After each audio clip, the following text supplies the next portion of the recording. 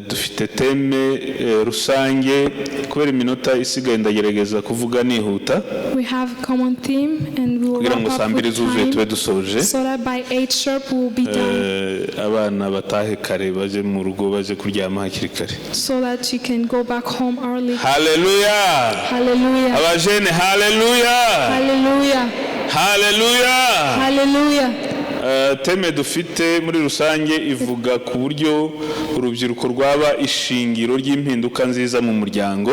And the theme we have today is about how the youth can bring changes in their families. Hanyuma suteme y'uyu munsi turavuga ku nkingi z'agakiza. And subtitle talk about the pillars of salvation. Kuzisobanukirwa neza. To understand them. Ariko turajya mu buryo bwimbitse tuvuge hejuru y'amahitamo urubyiruko ruhura narwo muri But we'll go deep and talk about the choices that the youth have issues with. Tuze no kubihuza n'iriya teme rusange ivuga uburyo urubyiruko rwaba umusemburo mu muryango. And we'll see all together how the youth can bring changes into their families. The reason why you're talking about the families because the week of family. And we'll talk about the society in general. Ngiye gusoma icyanditswe. I'm going to read the scriptures. Ndaza kukigarukaho nyuma ngeze kuri and I will repeat it. I'll come back on it when you're going to read the subtitle. And we'll see all the challenges the youth meet. After you read the scriptures, I'm giving you the whole plan of how you're going to work. I'll first read the whole scripture and then we'll come back.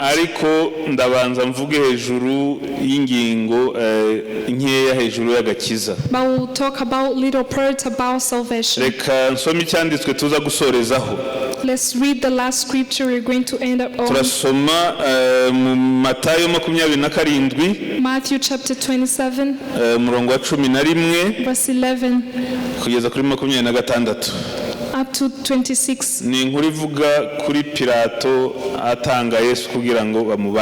This is the story about Pilate giving out Jesus so that he can be crucified.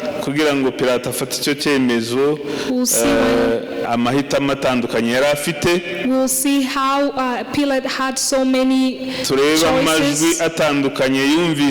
And we'll see how many voices he listened to. Compared to the voice we hear as the youth before we take a decision to glorify Jesus. Let's read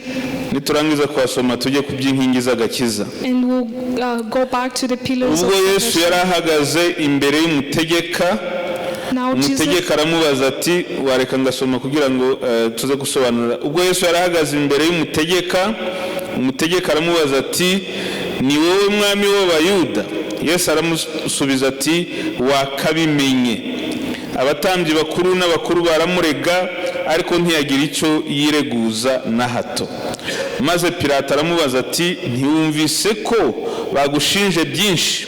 Ariko ntiyamusubiza ijambo na rimwe, bituma umutegeka yumirwa cyane.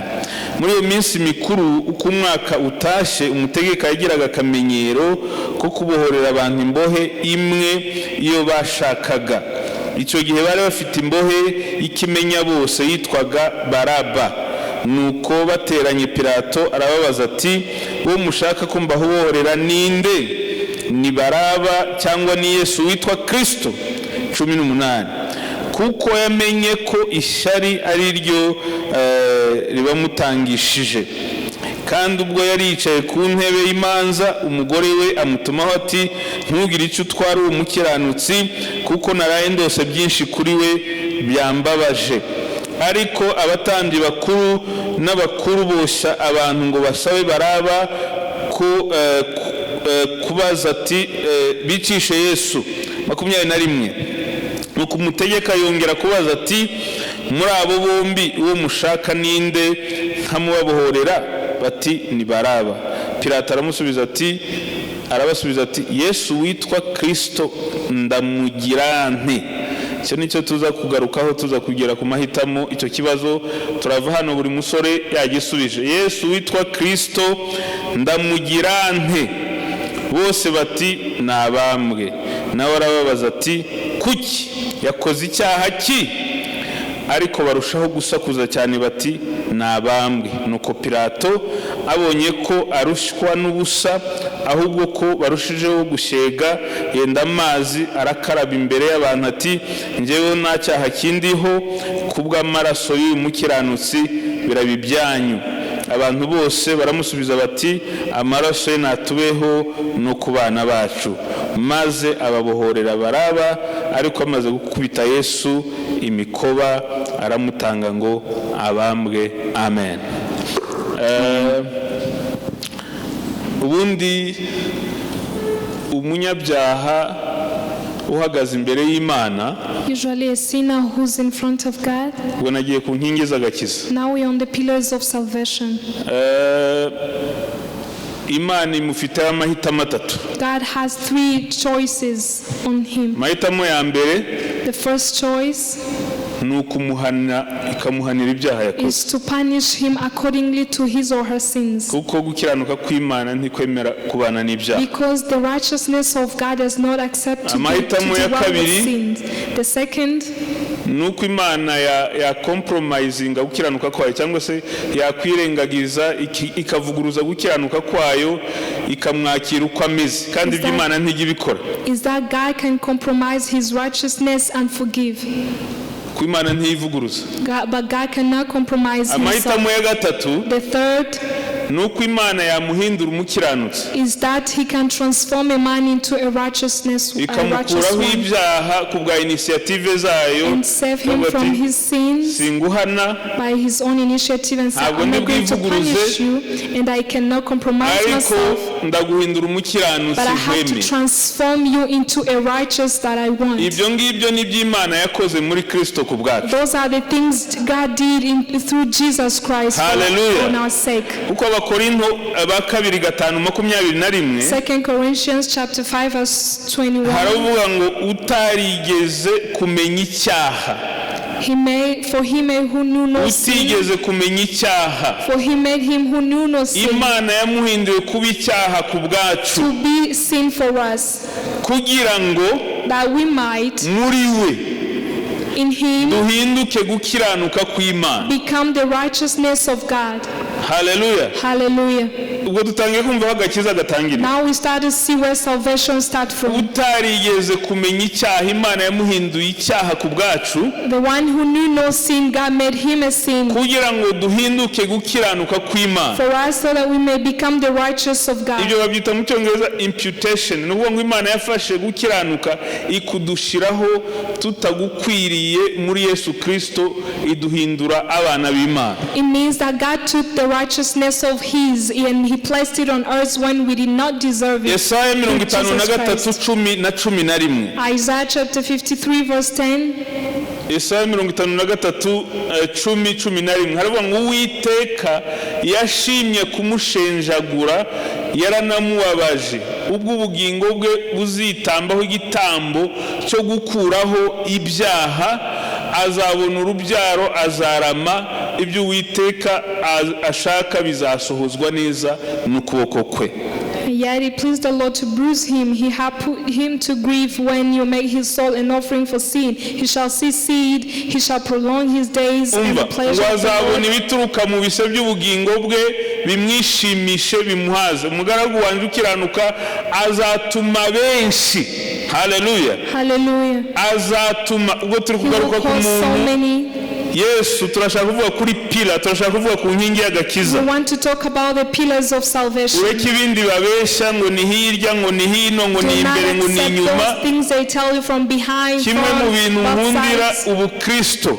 One thing about Christianity, hallelujah, hallelujah, nuko habamo umuntu uzwi nk'igisubizo cy'ibyaha, is that only one person is known as an answer to sin, we Yesu Kristo, who is Jesus Christ. Hari haravuga ngo azatuma benshi baheshwa. And this is why he says he will cause many to be given, gukiranuka no kumenya, to be given kandi azishyiraho righteousness, gukiranirwa kwabo. and servants shall justify many.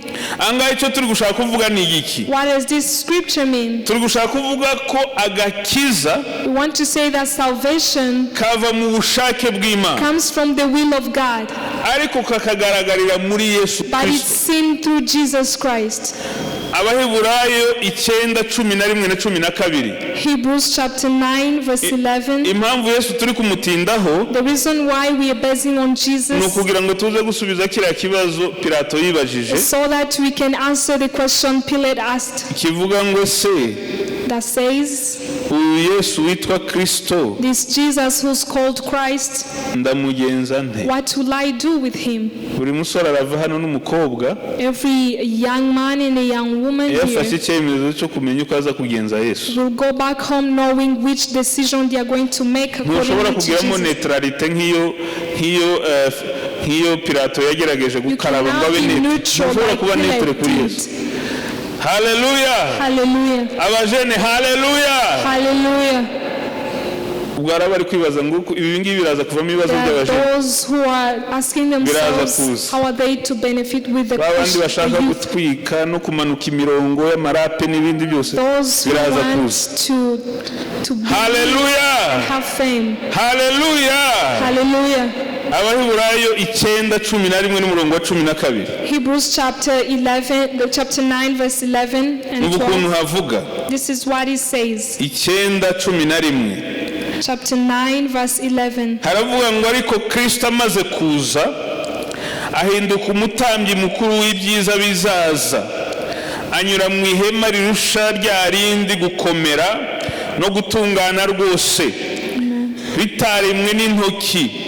Ibyo ni ukuvuga ngo ritari iryo mu byaremwe ibi, kandi ntinjijwe ahera cyane n'amaraso y'ihene cyangwa n'ay'ibimasa, ahubwo yahinjijwe rimwe n'amaraso ye, amaze kutubonera gucungurwa kw'iteka.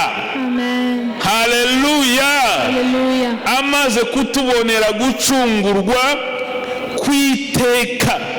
Enter the most holy place once, all having obtained eternal redemption. Gukiranuka agakiza kava mu bushake bw'Imana, Salvation that comes from the will of ariko God, katugezeho kubera Yesu Kristo. but He wished to Niyo us mpamvu because of Jesus. kwirengagiza Yesu That's why when you despise ari Jesus, ukwirengagiza ubuzima. it's despising life. Hallelujah. Hallelujah. Kuko narebye iteme ivuga inkingi z'agakiza, I looked at this theme that says about the pillars of salvation. I thought about it on the first day, ariko numva ntajya mu byo bita dogmatique ngo nje kubabwira ibintu biremereye nje mu Baroma 8 but I n'ibice didn't want to talk 6. about heavy things Ndavuga ngo reka like tuvuge kuri Romans Yesu chapter gusa. 8, and I decided to talk about Jesus only. Tuvuge kuri Yesu gusa. Let's just talk about Jesus. Biva ku bushake bw'Imana It comes from the will of God, bikanyura muri Yesu Kristo. and it passes through Jesus Christ. Yohana 1:11 kugeza kuri 13. John chapter 1 verse 11 up to 13. Haravuga ngo It says, yaje mu bye He came to His, ariko abe ntibamwemera, but with His own, icyakora bamwemeye bose bakizera izina rye. but for those who accepted Him, Yabahaye ubushobozi bwo kuba abana b'Imana. in His name they were given the right to be children Umva, of God. abo ntibabyawe n'amaraso These are not born from the blood cyangwa n'ubushake bw'umubiri or the will of the flesh cyangwa n'ubushake bw'umugabo, or by the will of a man, ahubwo babyawe but n'Imana. they were given birth by the Lord our N'ubwo ngo God. agakiza ni originalite n'Imana, ni ibintu byavuye mu mutima w'Imana, The salvation is the original part that comes from God. kandi kakaba kabonerwa muri Yesu Kristo We wenyine. find it in Jesus Christ alone. Hallelujah. Hallelujah. Hallelujah. Hallelujah. Ndashaka ngo nongere mbishimangire mbere yuko ngera ku I want to mahitamo. emphasize on this before we go to the choices we make. Abakolosayi ibice 2:13-14. Colossians chapter 2 verse 13 and 14. Haravuga ngo It says, kandi ubwo mwari mupfuye muzize ibicumuro byanyu no kudakebwa kw'imibiri yanyu, and you being dead in your trespasses and uncircumcision of the yabahinduranye flesh, bazima nawe, He has made alive together with you, imaze kutubabarira ibicumuro byacu byose. given you all trespasses. Abajene Imana yababariye, nimuyikomera amashyi muyivugirize impundu nyinshi cyane.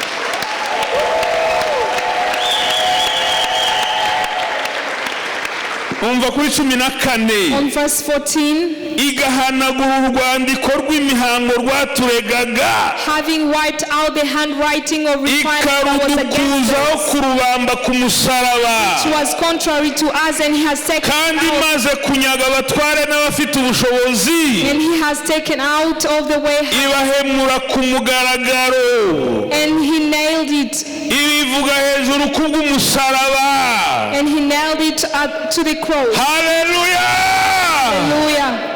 nta rindi zina twahawe There tugomba is no other gukirizwamo name we are given that we can be uretse saved izina from, rya Yesu apart from wenyine. the name of Jesus Christ alone. niyubahwe iteka ryose. Let him be honored for. Hallelujah! Hallelujah. abajene Yesu yubahwe cyangwa ntiyubahwe, Youth, should Jesus be yamamare honored? cyangwa ntiyamamare, Let him be known. apfukamirwe cyangwa Let ntapfukamirwe, him be worshipped. ashimwe cyangwa Let ntashimwe, him be praised. abe umwami cyangwa ntabe Be umwami, a king. Hallelujah. ategeke cyangwa ntategeke. Rule. ninde wundi umuruta ntawe? Hallelujah. Haleluya! Hallelujah. ntawe uruta Yesu. No one is above Jesus. murumva kuko inkingi y'agakiza You see that the pillar of salvation ishingiye ku bushake is bw'Imana based on the bwiza, will of God. kuko abo yamenye kera Because those he foreknew ibigambiriye mu mitima yabo by his will in his heart, yarabatoranije, he chose them. ikanashingira ku mwana wa Yesu And he Kristo based on his son Jesus no Christ. ku mwuka wera utuma tumenya And Imana. on the Spirit of God that causes us to know him. umuntu uzakubwira ibindi bitari ibyo Anyone who tells you contrary to azaba what we are saying, abazagukuye ku nkingi nyakuri this y'agakiza. person is taking you away from the pillar of God. ni Yesu wenyine. Jesus is the only one. hari ikibazo rero abajene bakunda kwibaza, There's a question the youth always ask themselves. atari ko ibi nzabishobora gute, How will I be able to manage this? nzabivamo, Will I be able?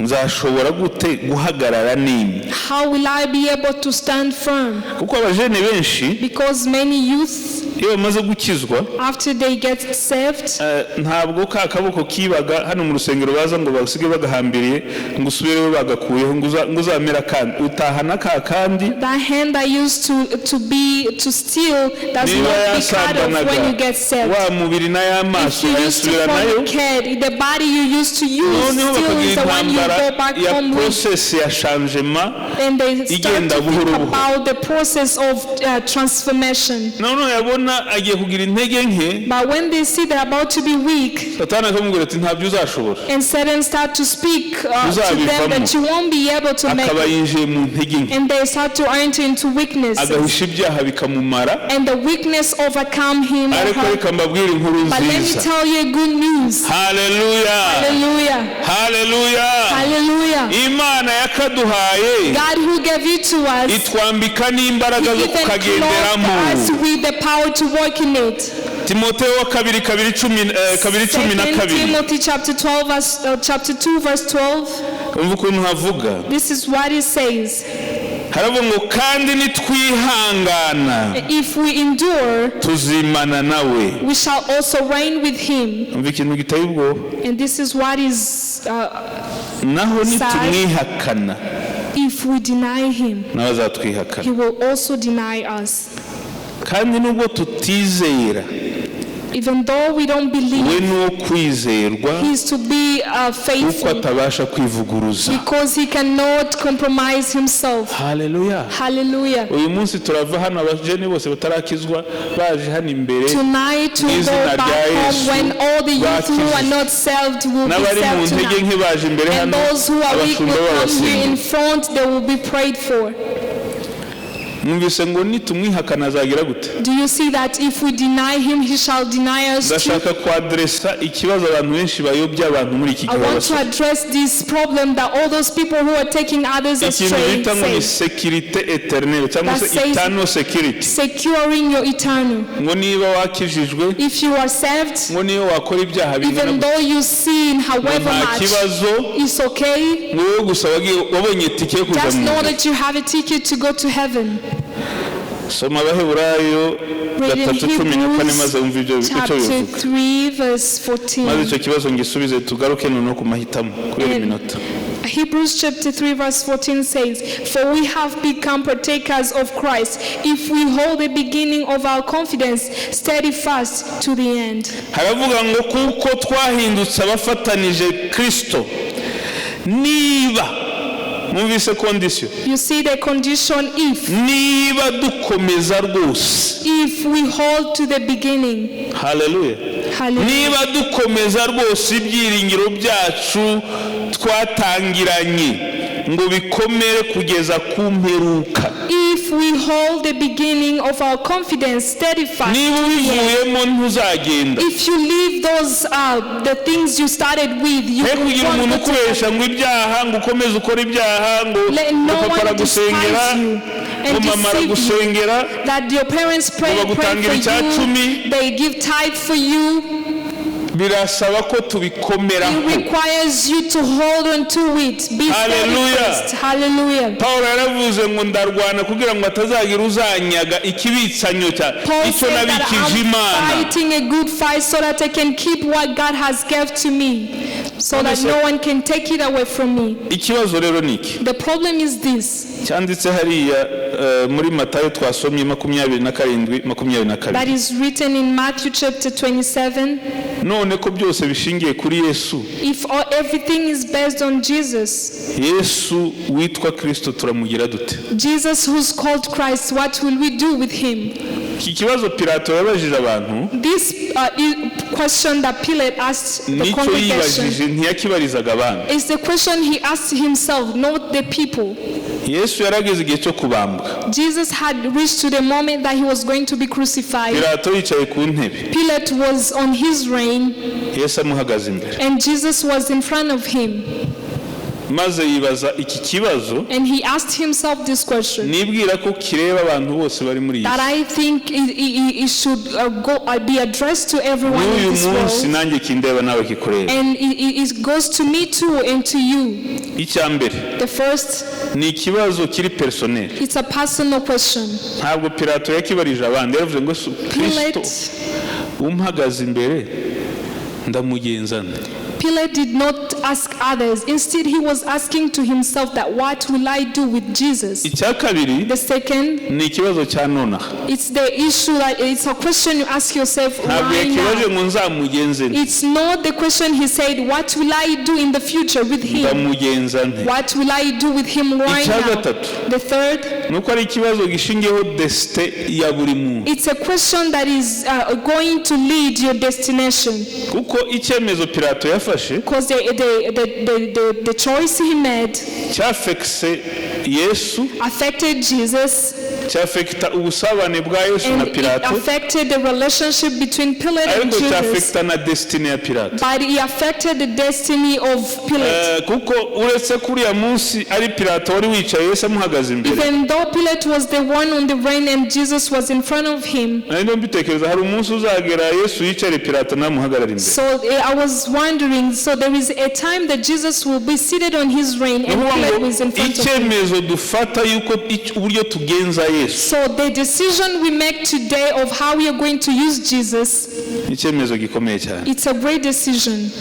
Hari amajwi atandukanye Pilato yumvise. There are so many voices that Pilate heard. Amwe avuguruzanya. Some were despising each other. Amwe yanze kumvira. Others couldn't obey. Nandi yumviye. And others that obeyed. Bikaba byaravuyemo icyemezo yafashe kugira ngo Yesu abambwe. That ended up to the decision he made for Jesus to be crucified. Ijwi rya mbere yumvise. The first voice he had. Nijwi ry'umutima nama we. It's the sense. Consciousness. Nijwi ry'umutima nama we. It's the consciousness that spoke to him. Kuri 18 on verse 18 havuze ngo yari yaramenye neza kuko ari ishyari ryatumye bazana Yesu. For he knew that they had handed him over because of envy. Yarazi ukuri. He knew the truth. Hallelujah. Hallelujah. Abajene. The youth.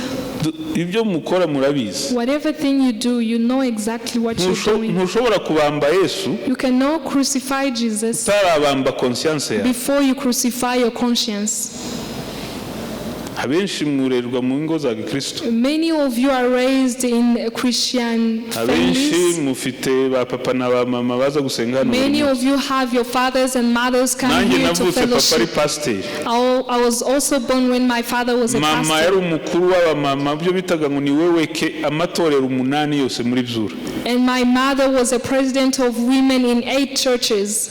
Imyaka yose nkiri umwana yari president wa baratoraga bakumutora. My young age, my mom was a leader. Narinzi byanditswe nkuko Denise yabivuga. I learned the scriptures in Sunday school like the rest. Conscience yanjye umutima namo wanjye Imana yari yarawanditsemo amategeko yayo ibinyujije no muri nagiye muri Sunday school nkiri muto cyane.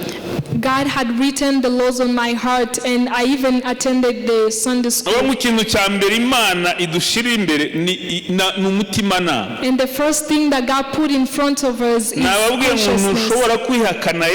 I say there is no way you can deny Jesus. There is no way you can crucify Jesus before you crucify your consciousness. Pilate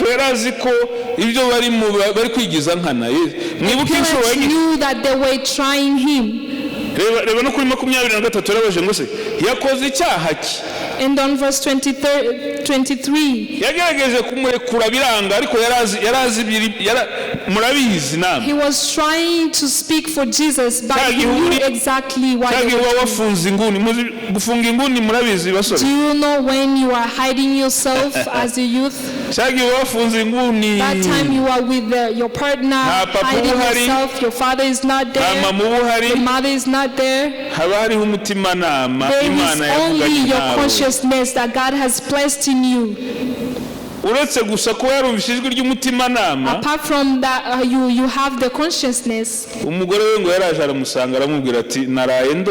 His wife came close and said, I had a nightmare. On verse 19. I heard great terrible things about this man. And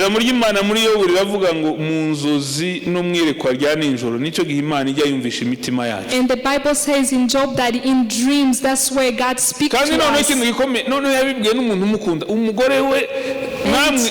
The bad thing is that the wife is the one who came to speak, to him.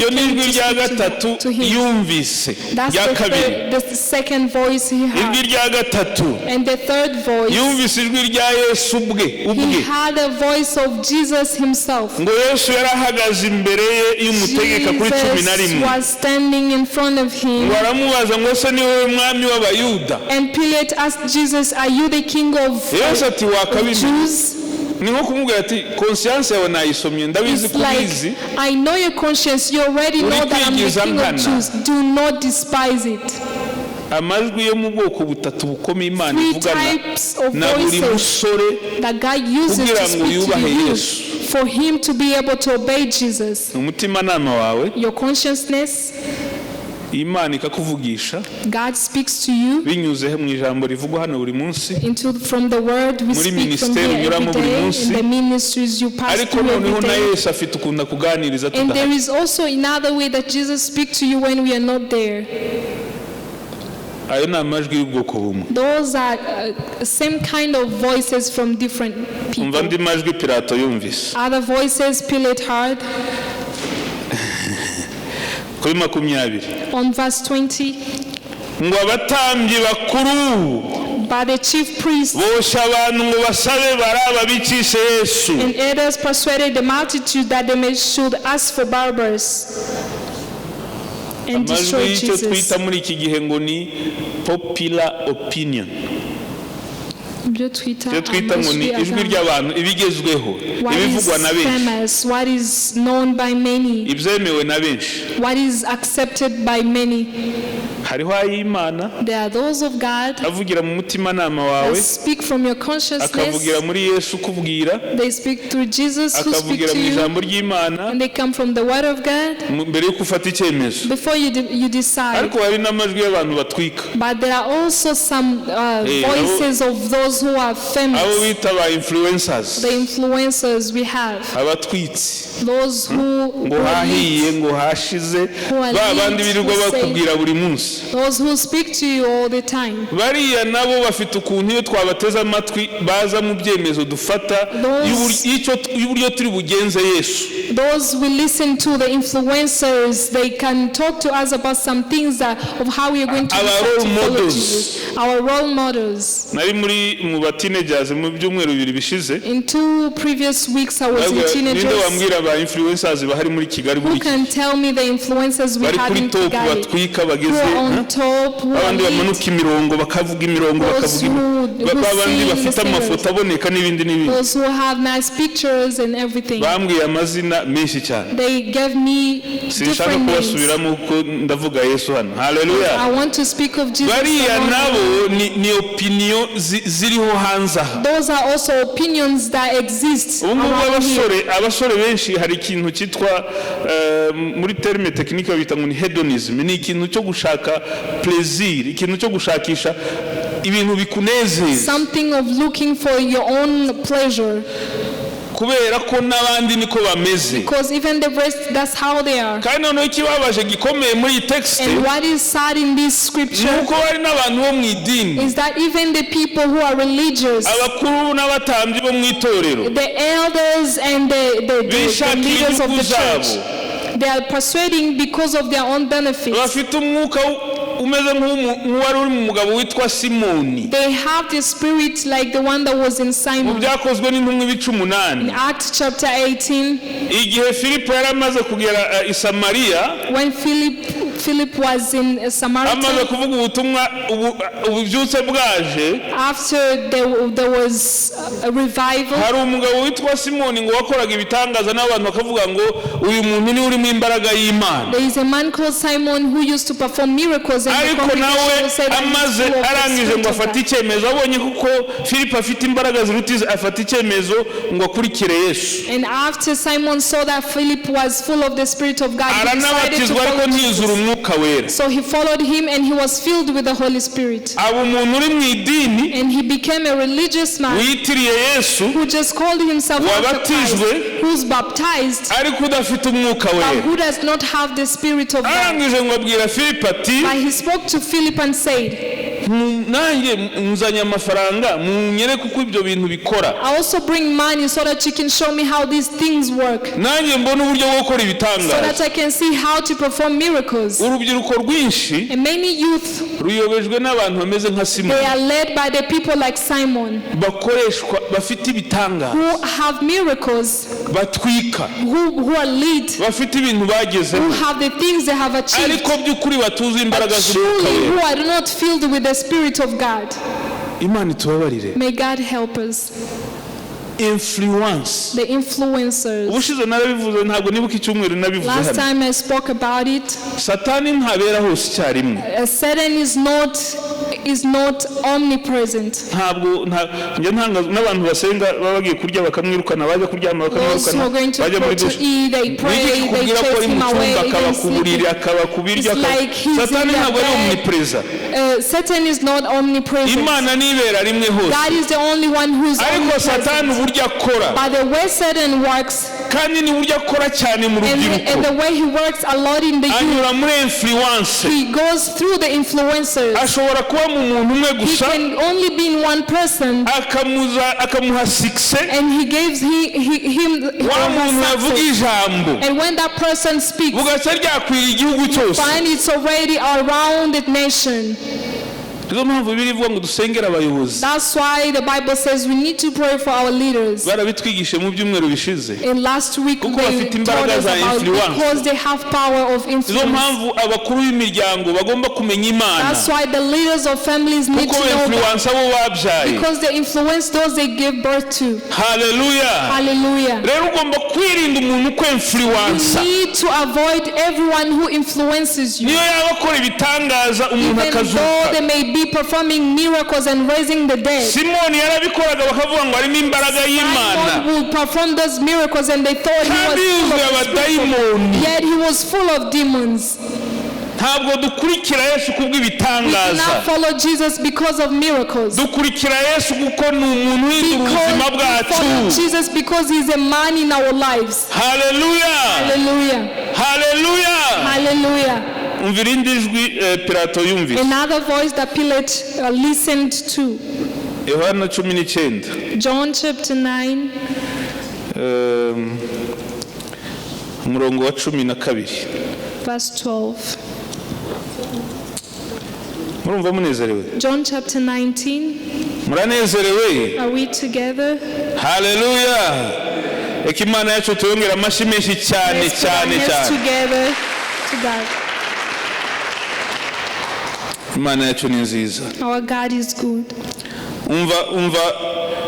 Umva tubanze tujye no ku murongo mvuge n'ikindi. Let's talk about this. Tujye ku murongo wa 9. On verse 9. Nuko yongera kwinjira mu rukiko ubwo ni Pilato maze abaza Yesu ati wavuye he? Yesu ntiyagira icyo amusubiza. Pilato aramubaza ati uranyihorera sha? Ntuzi yuko mfite ububasha bwo kukurekura kandi ko mfite ububasha bwo kukubamba? Yesu amusubiza ati ntiwagira ububasha bwo kugira icyo untwara utabuhawe uvuye mu ijuru, nicyo gituma ukungabije akurusha icyaha. Uhereye ubwo umve ya conscience, Pilato ashaka uburyo bwo kumurekura, ariko abayuda batera hejuru bati nurekura uyu uraba utari inshuti ya Kayisari, kuko umuntu wese wigize umwami abagomeye Kayisari. Nuko Pilato yumvise ibyo asohora Yesu. Umva ndi majwi abiri Pilato yumviye. Yanze kumvira conscience. He refused to listen to his conscience. He refused to listen to the voice of God. He refused to listen to the voice of Jesus. And he listened to the voice of the big crowd. And he listened to the voice of pride. Pride. Aravuga atari kuzi ko mfite ubushobozi ngufiteho control. I have control over you. Iyo tuja kureka Yesu turavuga ngo dufite control kuri situation. When we are about to deny Jesus, we start to say that we have power. I can control this. Umuntu ati wikwira kugendana n'uriya muntu azakwanduza ingeso mbi. Do not go with this spoiled friend.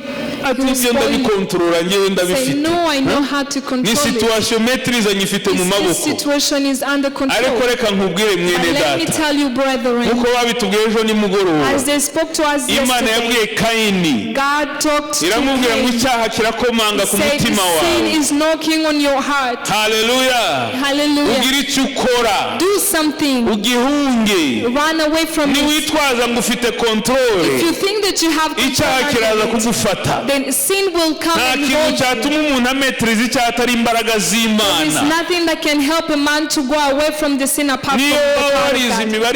Even though you learn whatever mathematics. The truth is, nuko iyo wagize inzara, when you're hungry, ikurya kimwe n'umuntu utazi gusoma. He eats you like someone who's not able to. Siko bimeze se? Hari umuntu inzara igera akavuga ati uyu muntu afite amadiplome menshi, reka murire hano. Ne kumanuka mu nda, ne kumanuka mu maguru, ne kumuca umugongo, ni umusirimu. Iyo yagufashe ntireba ngo wiza ngahe, ntireba ngo waraye he, ikurya itakubabari, ikurya n'amenyo yose gutya. It causes you to suffer like everyone. N'icyaha niko kimeze. Same way with the sin. Hallelujah. Hallelujah. Kamere y'icyaha nimbi itsindwa n'Imana gusa n'Umwuka Wera. Is conquered by only God and the Holy Spirit. Twe kumvira ijwi ry'ubwibone. Let not listen to the voice of pride. Let not listen to the voice of the crowd. Umva ikindi kintu Pilato yumvise cyane nyuma dusoza. That Pilate listened to. Yumviye ijwi ry'ubwoba. He listened to a voice of fear. Baramubwiye ngo nurekura Yesu. They said, if you let Jesus go, Kayisari azabimenya. Caesar will know. Uzava ku guverineri bw'intara. And you'll no longer be governor of this. Turohereza amaraporo. We will send a report. Tuzamubwira ko utari inshuti ye. We'll say that you're not his friend. Hano hari abajene benshi cyane. There are so many youth here. Banza kumvira ijambo ry'Imana. Who refuse to obey the word of God. Refuse to listen to the voice of Jesus. They refuse to listen to the voice of God. They got scared. ikigare kizavuga gute? They say, how will the crowd say about me? Abajama bazavuga gute? What will my gangs say? Amashumi azavuga gute? What will the friends say? Hallelujah. Hallelujah. Hallelujah. Hallelujah. Mwasinzire mwakonje? Are you sleeping? Ngaboni mukomere Imana amashyi menshi cyane Let's put our hands urubyiruko. together for God. Ayo mashumi azaje kubera mashumi mu Lay those gangs far away from you, ariko ugumane na Yesu but Kristo. stay with Jesus. Hallelujah. Hallelujah. Nana kubwira ngo shumi yanje ambwira ati vuga mwene And data if muri they Yesu Kristo. say, my friend or my gang, just say, call me a friend of Yesu ubundi Jesus. nuruhe rurimi muri? What kind of language is that? Is it a Kinyarwanda or French? Ibiriya bintu burizi ko buriya nubwo tubikinisha Those slangs we play with, kubera ko tuba tutazi source, because we don't know the source where bishobora they come. kuza ari porte d'entrée ari They can akaryango. be a door. Uko ubivuga The more you speak of bikagenda them, bigukuraho imbaraga z'Imana. they take away the power of God. Niyo mpamvu umujene wakijijwe That's neza why a true Christian ahindura n'imvugo bene izo ngizo n'ingendo zo kugenda bagunga they be transformed even the uhagarara way they neza. stand well. Hallelujah. Hallelujah. Kugenda wambaye ipantaro ugira ngo irimo amabuye hano Wearing your trouser as if you had stones in ibyo it. bivaho. Said you change the way you call. Hallelujah. Hallelujah. Hallelujah. Hallelujah. Ikibazo rero dufite twese, And the problem we have, all of us, none ko agakiza twasanze ari Yesu gusa, since we have found that salvation is only Jesus Christ, tugasanga nta handi, and we found that there is no other way, kandi tugasanga buri munsi tuba dufite amahitamo and we find that we have choices each and every nk'ayo day, Pilato yari afite. like what Pilate had. Twibaza ikibazo kivuga ngo And you can ask ourselves this question. hano hari inshuti, There are friends here, hano hari aba influencers, there are influencers here, hano hari umuroro muto, and there is a role model here. hano hari ubwoba, There is fear on the other side. hano hari ubwibone mfite, There is pride that I have. ariko hano hahagaze na Yesu. But there is also Jesus here who's standing here. Uyu Yesu witwa Kristo This Jesus who's called Christ. ndamugenza nte? How am I going to use him? Ko mpagaze imbere uyu munsi, He's standing in front of me today. ariko nibigera igihe nzamuhagarara imbere, How about the day that I will stand before him? ko bizaba bishingiye ku cyo nahisemo umunsi It will yarahagaze. base on the choice I made. Ndagira ngo mpamagare abajene bose I want to call upon the youth bashaka gukizwa. who wants to accept Jesus. Haleluya. Hallelujah. Twavuze ngo ntushobora kureka Yesu, We said there is no way you can deny Jesus. ntushobora kubamba Yesu You cannot crucify Jesus utarabamba conscience, before you crucify your consciousness, utarabamba ijwi ry'Imana, before you crucify the voice utarabamba ijwi ry'ababyeyi bakubwira of your ngo, parent and God who speak to you. kandi tuzi neza ko Yesu And we wamwubahishije. truly know that if you glorify Jesus, Haleluya. Iyo hallelujah, wahisemo kumwubaha when you choose to obey nawe Jesus, He arakubahisha, also make you be nawe glorified. utinya aragenda And those who akadiringa nabo. feel that He can go and dwell with Iyo them. wahisemo kumwumvira You accept to glorify Him and obey Him. akugirira neza, Does good to you. ntahemuka. He does not despise you. Haleluya. Hallelujah. Abajene mushaka gukizwa, The youth who are here and want to cyangwa uyu receive munsi Jesus Christ. mpisemo Yesu, And tonight you say you're going to choose Jesus ndetse Christ. ubwoba I'm not going to be scared ngiye anymore. kumwumvira. I'm going to obey Him. Mushire ibiganza byanyu Lift up your hands and we see you. kadusabe Kristo ngwino hano imbere uburirimba indirimbo buhoro buhoro mu gihe dutegereje abaza gukizwa. As we are waiting for those who are going to receive Christ tonight. Abakabiri nshaka guhamagara, And the second I want to call upon abajene mwafashe ibyemezo bitari the byo, Christians who made wrong decisions. muri mu nzu y'Imana, You are in the temple of God. mwarakijijwe, You are saved. ariko igihe haje amahitamo But when it comes to decisions yo guhitamo hagati ya to Yesu, choose between Christ, Jesus, guhitamo hagati yo kumvira to Imana choose between obeying God no kumvira biriya bindi and to byose, obey all the rest of the things that mwumviye biriya mukora amakosa mukora ibyaha and you obeyed the wrong things muja mu ntege nkeya and you entered in the weaknesses. ntimugire isoni. Do not be ashamed. Yesu guhagaze imbere gira uko umugenza uyu munsi. Jesus who is in front of you, do something with him. we kumwihakana. Do not despise him. we gushaka kuba netre. Do not want to be neutral. Pilato yaravuze ngo okay mbuza amahitamo. Yesu ndamwazima yaringa. I don't have a choice. Yesu ndamwemera. Will I deny him Yesu or nzi kuko nta rubanza afite. I know he had no issue. ariko n'aba bantu nabo bamereye nabi. But these people are hard on me too. Timuzanira amazi nkarabe. Bring me water and I wash my hands. Gerageze kuba netre. And try to be neutral. Be hagati. Be in the middle. Se n'ubyirengagije. Be like I can see. Se n'uwahumye amaso utabibona. Be blind that I cannot see. Ariko ndagira nkubwire iki kintu mwene data. Let me tell you the truth, brother. Admira Yesu gusa. If you can accept Jesus. Admiring Jesus. Admiring Jesus kumwemera gusa. And admiring him alone. Utamwubaha ntibihagije. Not obeying him is not enough. Hallelujah. Hallelujah. Abajene benshi baravuga ati Yesu turabizi ko ari umugabo arakomeye. You say that Jesus is a man and he is God and he's good. Ariko nyine byaranze. But we have failed. Niba uko bimeze nawe uze hano imbere. You also come in Yesu front. aguha imbaraga. Jesus will give you power. Umwemera ariko unamwubahe. Accept him and obey him. Hallelujah. Hallelujah. Ntabwo kumwemera gusa bihagije. Obeying him and accepting him is not enough. Kandi ntushobora kuvuga ngo ngewe ndi hagati na hagati. You cannot say that you're neutral. Nkuko Pilato yashatse kubyikora. Like Pilate tried to do it. Icyemezo cyo kubamba Yesu kigaruka ku mutwe we. The crucify him came back to him. Because he's the one who ordained. Yashatse no kumwirengagiza. He tried to amwohereza kwa Herod. despise him and sent him to Herod. Transfer ya decision ndayi transfer. He transferred the power to Herod. Herod atereka kasubirayo subirayo. Uriya mugabo ni ufata icyemezo. That man is the one to make a decision. Bene data uyu mugoroba. Brethren, tonight.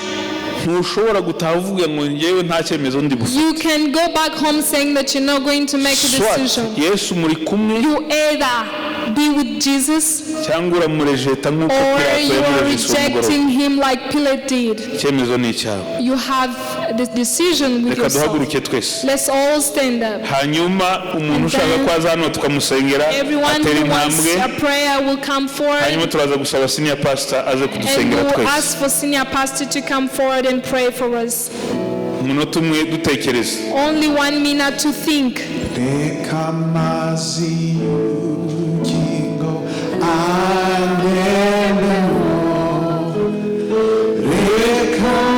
Umuntu ushaka kuza imbere ngo tumusengere agira imbaraga z'Imana atambuke hano imbere.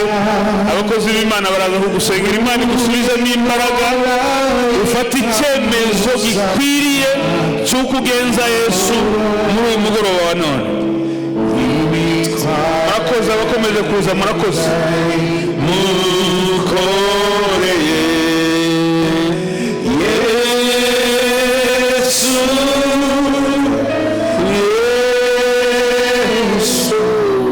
abandi bakiri hano mugomba kuza kugira ngo Imana uyu munsi ikore ku mitima yanyu ibambike imbaraga nshya.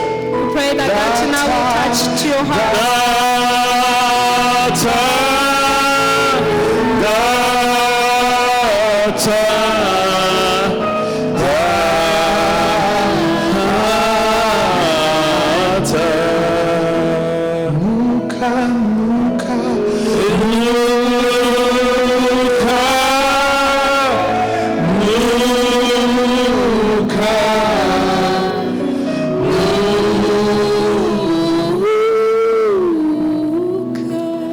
abashaka gukizwa bwa mbere ariko bagiye kwakira Yesu nk'umwami n'umukiza bahagarare hano. Hanyuma bashaka ko tubasengera mu buryo bw'umwihariko muhagarare hano ibumoso. Dusabe umushumba mukuru adusengere twese. Komera Imana amashyi menshi cyane.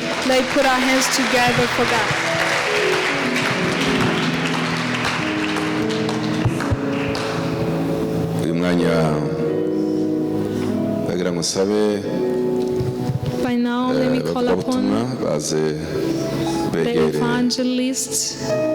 aba bana bacu hano babakiriza Yesu those who want to receive Christ, namwe ndasaba mwebwe mwaje and those who have come forward, mwateye intambwe, who took your step already. Imana ibahe umugisha. May God bless you.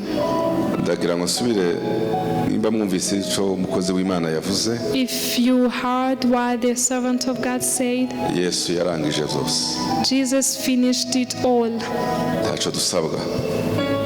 and there is nothing else we are asked for. Uruhare rwacu ni kwemera ibyo Yesu yavuze. The only part we have is to accept what Jesus did. Amahitamo yawe ni Your choice, it will determine who you will be. Tuzagira ibibazo. We'll have different problems, Atari ukubera ko hari ibyo twakoze. no because of the evil things we did, Nuko twanze gukora igikorwa cyo kwakira but Yesu. because we refused to accept Jesus Christ. Bashimira Imana kuri aba bana bacu. I give thanks to God for our children for accepting Christ. Nawe ushobora kuba wagize gutinya amaso Maybe y'abantu. you're scared of people's Yayandi eyes, Pilato yatinye. the ones that Pilate feared. No mu wawe no mu nzu no muri dushe wafata icyemezo. Even in your house, in your bathroom, you can decide. Iyo tumaze kwakira agakiza rero After we receive Christ, turashobozwa ntidushoboye. we are enabled. We cannot enable ourselves. Tugomba kwisunga Yesu. We need to hold on to Iyi niyo Jesus. kategori ya kabiri y'abantu That's the bari. second category. Ushobora kuba watinye kugera hano. Maybe you're scared of coming here in front. Or maybe you can lift up your hand, all of Kubera us ko together. isi turimo iragoye cyane. Because the world we are in is so heavy. Reka rero mbasabe mwese muzamura amaboko. Let's all lift up our Imana hands.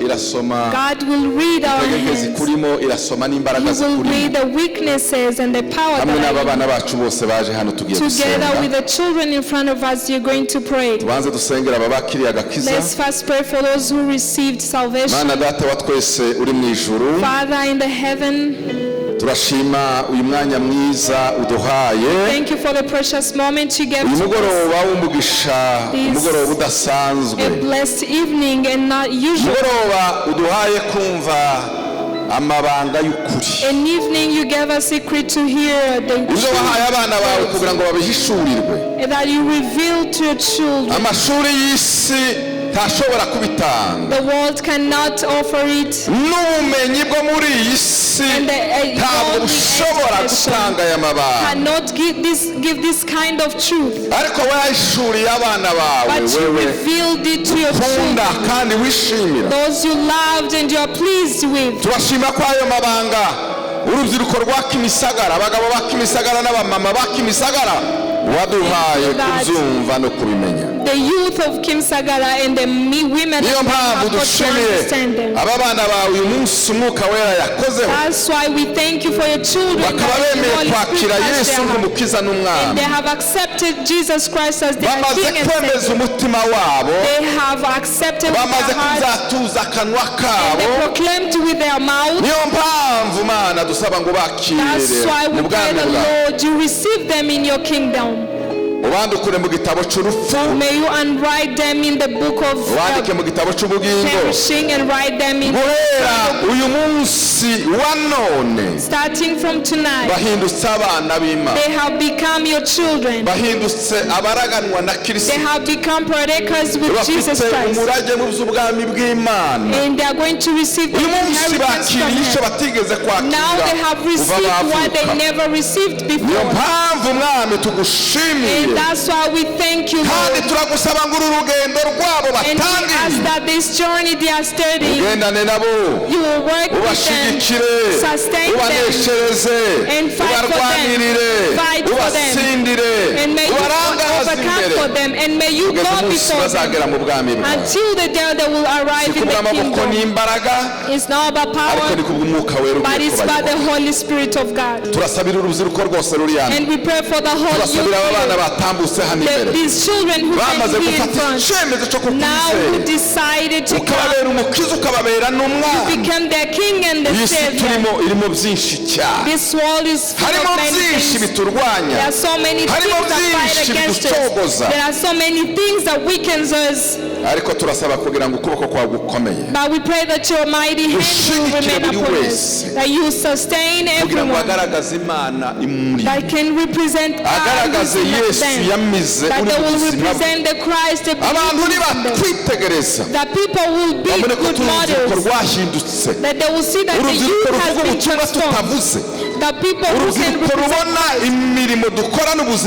the people who can see the works you do in their life, so that those who don't know you will get to accept you. We thank you for working with us tonight.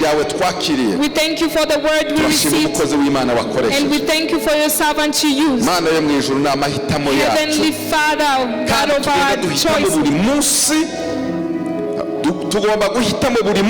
and we have to make good decisions every day so that we can be conquerors. We thank you for doing good to us. Thank you for the beautiful evening, and we thank you for the rest evenings, and for those teachings we'll receive and the counsels. We are going to go separate ways. Go with us as we go home. May your peace be with us, and we'll continue to serve the glory of God. For your servant to use, may he be blessed and the whole family, so that your glory will come back to you. We put our hands together.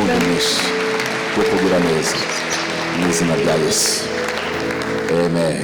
Amen. Amen. Amen. Let's put our hands together again to God. We thank you so much. Let's meet here tomorrow at 5. Go and read the word of God. Continue to be victorious day by day. For we chose Jesus. It's the first thing we possess. May the peace of Jesus go with you. Tomorrow we are with another servant of God. He will teach us about how to use the good talents we have. Amen. Amen. Amen.